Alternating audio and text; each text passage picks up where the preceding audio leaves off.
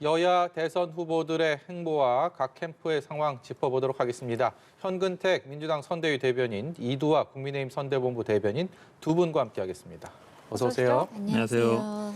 사전투표 첫날 열기가 굉장히 뜨겁다라고 전해지고 있습니다. 지난 대선과 비교해도 그렇고 역대 전국 단위 선거에서 지금 동시간대 가장 높다고 하는데요. 오후 3시만 해도 지금 12.31%, 지난 대선보다 4.03%포인트가 높다라고 전해지고 있습니다. 예상이 됐던 상황입니까? 이렇게 높은 사전투표율? 그렇죠. 아마 대부분의 언론이나 평론가들이 예상하기를 지금까지 가장 높았던 게 26% 정도거든요. 네. 30% 넘을 것이다라고 예측은 하는 것 같습니다. 저도 그렇게 보는데 아마 35% 넘겠느냐. 이제 그 부분은 이제 좀 의견이 갈리는 것 같습니다. 왜 그러냐면 이제 코로나 상황도 있고 본투표 때는 아마 사람들이 많이 몰릴 거기 때문에 좀 지금은 뭐 사전투표라는 건 아무 데서나 할 수 있잖아요. 주소지 아니어도. 그렇기 때문에 아마 직장 출근하신 분들이나 점심시간에도 할 수 있는 거고 그런 면에서 보면 아마 사전투표가 자리를 잡았다라고 보고 사실은 이제 예전에는 이제 민주당 지지자들은 사전투표를 많이 했었고 국민의힘 지지자들은 사전투표 약간 조작 아니냐 있어서 좀 조심스러웠지만 최근에는 이제 사전투표 같이 독려하고 있는 거거든요. 그래서 이 사전투표 많이 하는 게 어느 측에 한 측에 뭐 유불리를 따질 수 있는 상황은 이제는 아니다라고 보고 있습니다. 과거에는 말씀 중에도 언급하셨지만 국민의힘의 전신 자유한국당에서도 그렇고 사전투표에 대한 좀 미심쩍은 눈초리가 있지 않았습니까? 근데 이번에는 사전투표 많이 독려를 해왔습니다. 그 상황에서 투표율이 높게 나아가고 있는 이런 상황들 어떻게 분석하고 계십니까? 근데 지금 그 현 대변인 말씀하신 것처럼요. 투표율이 높다고 해서 어느 한쪽이 더 유리하고 불리하다 이렇게 말씀드리기가 어려울 것 같아요. 무엇보다도 세대별 투표율 이런 거 뭐 알 수가 없고요. 지금 나오는 건 지역별 투표율인데 예. 지역별 투표율은 지금 보면 아마 제일 높은 데가 전남인 것 같습니다. 근데 과거 사례도 보면 이제 전남에서 지역별 투표율, 사전 투표율이 상당히 높았던 거니까요. 그래서 이런 부분은 예상이 가능했던 부분이지만 그 우리 지지자들에게도 사전 투표를 국민의힘에서 독려는 하고 있는데요. 이게 얼마나 현실로 이어지는지는 아직 뭐 현장에서 목격자들 얘기밖에 없으니까 저희가 이게 구체적인 수치를 확인한다든가 뭐 이걸 확인할 수 있는 데이터가 있는 건 아니어서요. 저희도 사전 투표를 꼭 해주십사 이런 말씀만 드리고 있습니다. 네, 오늘 사전투표율 역대 최고치를 경신할지도 관심이 모아지고 있는 가운데 무엇보다도 사전투표율이 진짜 최종 투표로 이어질지가 가장 큰 관심 아니겠습니까? 이번 선거 투표율이 정말 중요하다 여러 번 강조를 하고 있는데 사실 사전투표는 세대별 투표율이 반영이 되지 않기 때문에 이 발표가 되지 않아서 사전투표율 자체만으로 어떻게 뭔가 후보 간의 유불리를 따지기는 굉장히 어려운 상황인 거거든요. 어떻게 보십니까? 그러니까 기존에는 아마 사전투표율이 높으면 이제 민주당이 좀 유리하지 않느냐 봤는데 말씀처럼 이제 국민의힘에서 사전투표를 독려하고 있고요. 그 다음에 이게 뭐 세대별이라든지 이게 남녀간에 이게 안 나오기 때문에 사실은 어찌 보면 이것만으로 유불리를 따지기 어려운데 또 하나의 문제점은 이제 그 출구조사가 사전투표 많이 할수록 출구조사가 어찌 보면 좀 빠질 수 있거든요. 네. 출구조사가 굉장히 어려운 상황이 갈 수 있고 저는 근데 사전투표로 높으면 본투표도 예전에 높았거든요. 근데 이번에는 반드시 그럴 건가? 그거는 좀 다른 문제인 것 같아요. 왜 그러냐면 이번은 아마 코로나 상황이 많이 좌우하는 것 같거든요. 사람들이 사전투표를 하는 게. 그래도 어쨌든 대선 투표율이 지난번 76%인가 그랬는데 그보다는 뭐 저는 높을 걸로 예상하고 있습니다. 사전투표가 높고 그리고 만약에 예를 들어서 뭐 국민들의 주권을 행사하는 거기 때문에 투표율은 당연히 높아야 되는 것이고 투표율이 높고 또 어찌 보면 그거에서 지지를 많이 받는 후보가 되는 게 당연한 현상이거든요. 예. 그래서 저는 뭐 투표율은 높으면 높을수록 좋은 거다 이렇게 보고 있습니다. 세대별, 연령대별 구분하는 것은 지금 당장 좀 어렵겠지만 이두화 대변인께서는 최종 투표율이 내심 한 어느 정도까지 좀 왔으면 좋겠다 이런 게 있습니까?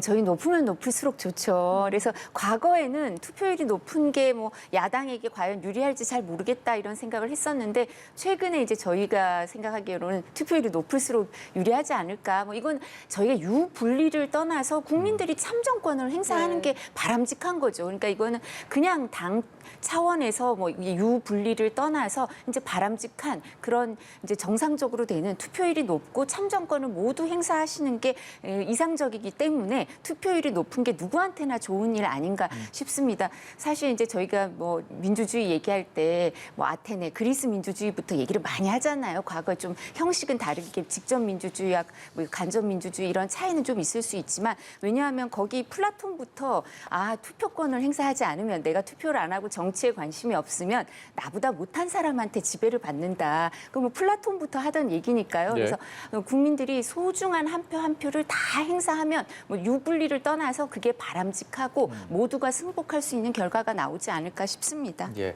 주요 후보들도 오늘 일제히 사전 투표에 참여를 했습니다. 이재명 후보는 서울에서 그리고 윤석열 후보는 부산에서 사전 투표를 했는데 이 장소가 지닌 의미도 하나하나 좀 짚어보도록 하겠습니다. 공교롭게도 공식 선거운동 첫날 두 후보가 시작했던 그 장소가 뒤바뀌었습니다. 예.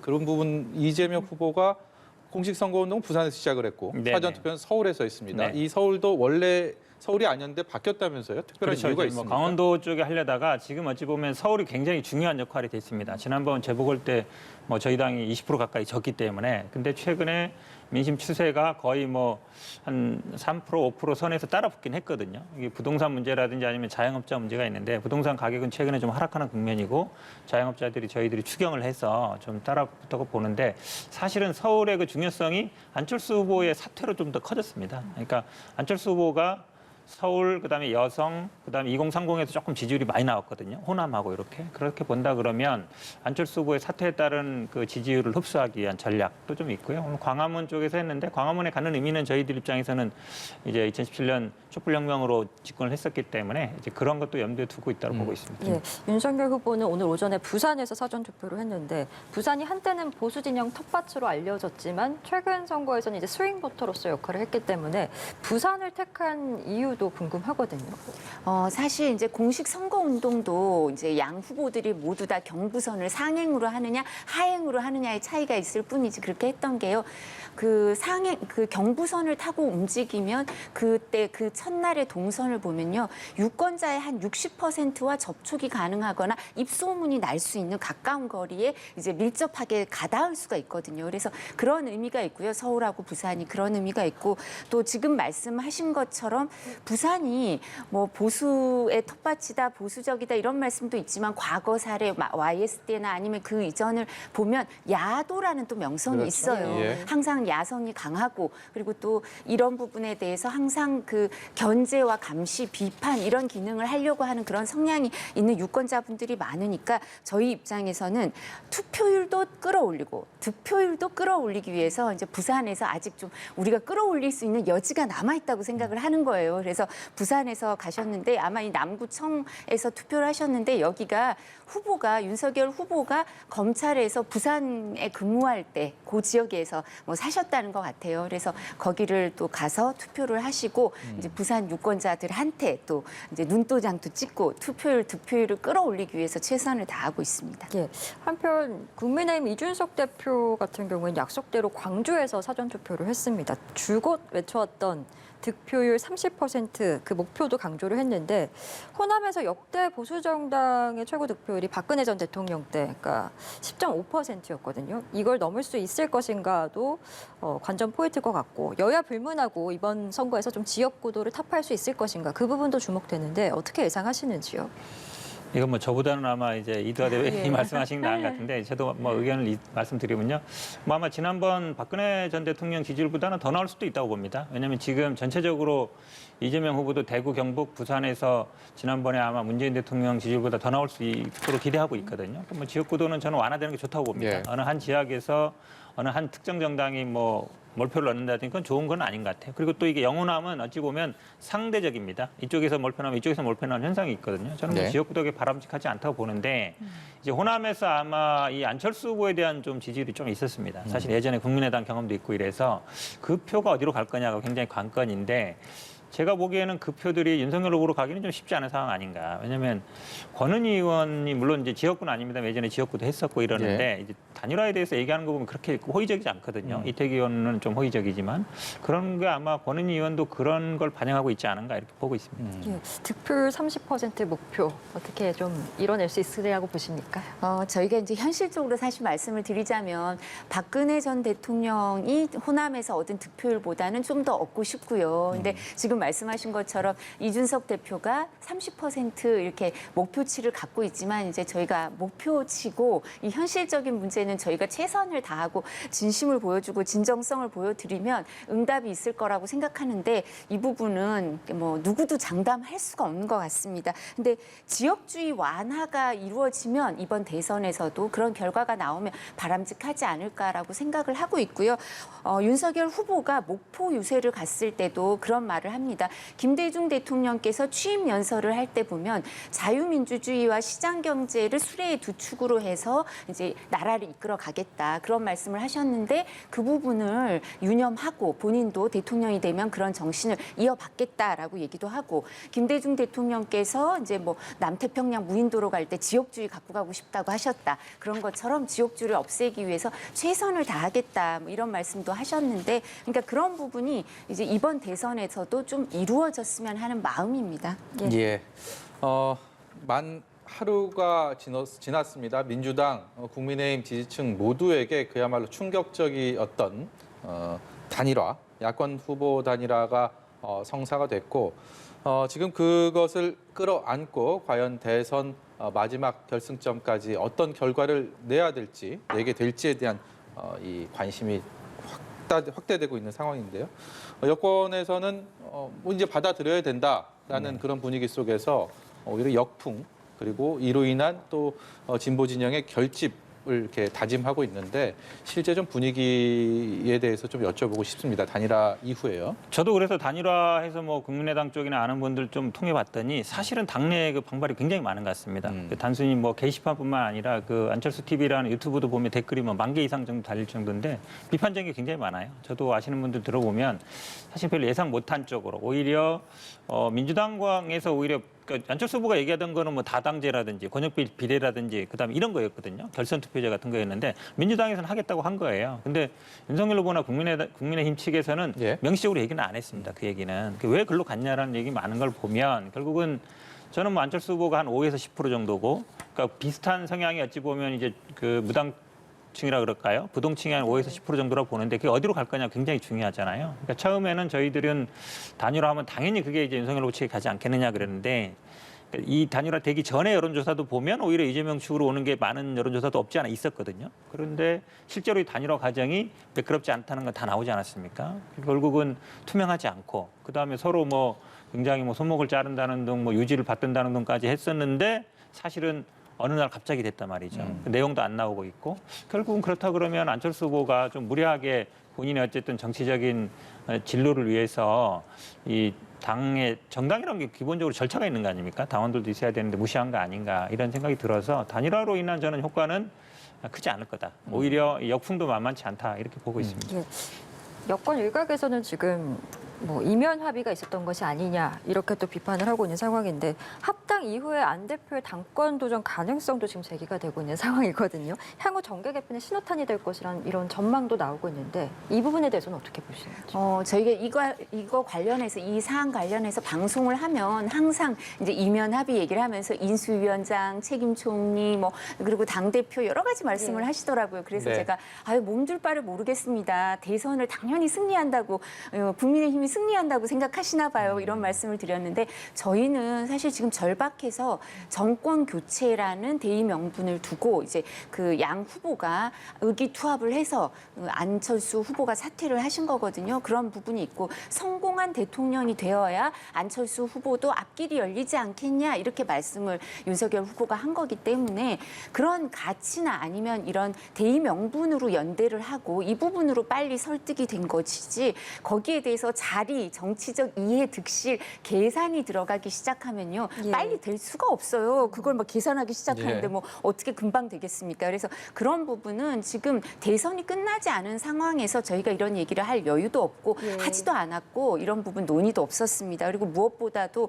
당권 얘기를 하시는데 지금 이준석 대표는 국민과 당원들이 그 투표해서 뽑은 임기가 보장된 당 대표거든요. 근데 거기에 대해서 뭐 어떤 얘기를 할 수가 없고요. 그건 당연히 이제 임기가 보장된 당 대표가 존재하고 있기 때문에요. 그런 말씀을 드릴 수밖에 없고요. 예. 이면 합의는 존재하지 않는다는 걸 뭐 이준석 대표를 비롯해서 여러분들이 지금 말씀을 드렸습니다. 정권 교체라는 대의 명분 그리고 뭐 미래 정부, 통합 정부, 실용 정부, 방역 정부, 개혁 정부 이런 데 대해서 합의를 하고 성공한 대통령이 되기 위해서 정권 교체를 하고 성공한 대통령이 되기 위해서 같이 정부를 만들어가면서 노력하자 이 얘기입니다. 예. 네.